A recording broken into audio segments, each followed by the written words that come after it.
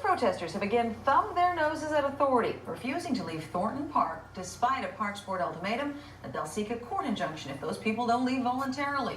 Meanwhile, City Council has its hands tied thanks to COPE Councillor Tim Lewis, whose deliberate absence prevented a quorum for a meeting intended to deal with those squatters. As Harvey Overfelt reports, Lewis' strategy is going exactly as planned, letting the campers be the soldiers on the front line of his class warfare crusade.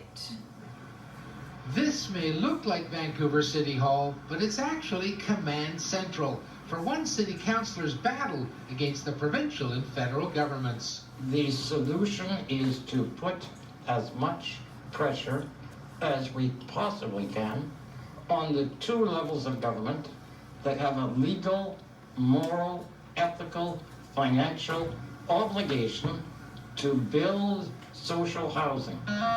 So you may see those now living in the city parks as homeless protesters, squatters, or even tourists enjoying free camping. But Councillor Lewis sees them as soldiers in his ideological war. I say, hallelujah, the more the better. The problem has not been solved with silence. The problem has not been solved by people staying out of the parks. What happens is that the rest of the taxpayers start to feel like it's not their city, they're not in control, that the police aren't in control, that people who want to do what they want to do can do it wherever, and it becomes very unsettling. It's damaging to the tourist industry. Left-wing COPE conquered council in the Vancouver Parks Board 7 months ago, and since then protesters have been front and center, taking up residence outside Woodward's in Victory Square, and lately literally moving in to other parks as well. Were you using them as a pawn then to make a point with the province and the federal governments? I am following their lead. They know more about homelessness than any city councillor ever will.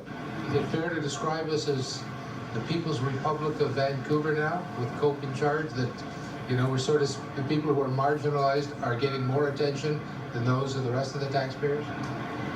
I think there's a danger that that's happening. I wouldn't say it's completely happened yet, but certainly we're headed in that direction unless we can come to our senses on this particular issue right now of people camping in these parks.